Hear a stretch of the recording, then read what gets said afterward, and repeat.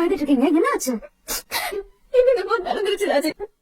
கொஞ்ச நாளா நான் நடக்காதது என்னென்னமோ நடந்துருச்சு. என்ன வெறுக்கிறாரு அவரு. என்னை பார்த்தா எனக்கு பிடிக்கல. ஏன் அப்படி நினைக்கிறீங்க? யாரு உங்களை வெறுக்கிறா? வேற யாருக்கும் உங்க அண்ணன் தான். என்னை வெறுக்கிறாரு அவரு. என்னை பார்த்தா எனக்கு பிடிக்கல. ஏன் அப்படி நினைக்கிறீங்க? யாரு உங்களை வெறுக்கிறா? வேற யாருக்கும் உங்க அண்ணன் தான். அவங்க கிட்ட சரியா பேசி எவ்வளவு நாளாச்சு தெரியுமா? சரியா பேசல கூட பரவாயில்ல, தப்பா பேசுறாரு. ஒவ்வொரு வார்த்தையும் குத்தி குத்தி பேசுறாரு. அக்கா, நீங்க என்ன சொல்றீங்கன்னு எனக்கு சுத்தமா புரியலக்கா. மாமா எதுக்காக அப்படி பேசணும்?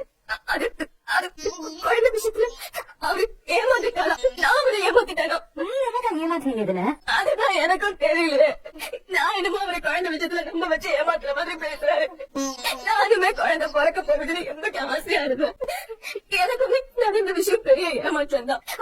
நான் அது எல்லாத்தையும் மனசுலயே அடக்கிக்கிட்டு எதுவுமே நடக்காத மாதிரி தான் எல்லார்கிட்டயும் இருக்கேன். அவருக்கு ஆறுதல் சொல்லி அவரையும் நல்லபடியா பாத்துக்கணும்னு தான் நினைக்கிறேன். ஆனா அவர் பசங்களுக்கு எவ்வளவு மோசமா நடந்துக்கிறாரு தெரியுமா? நான் வீட்டை விட்டு போனாலும் கவலை இல்லைங்கிற மாதிரி நடந்துக்கிறாரு. என்ன என்னாச்சு? இப்ப எதுக்கு கண்ண கசக்குற?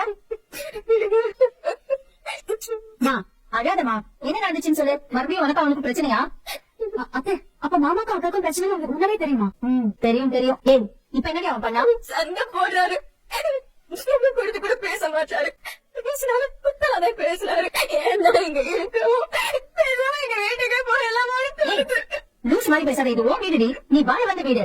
அவனுக்கு பயந்துட்டு நீ எதுக்கு போனோம்?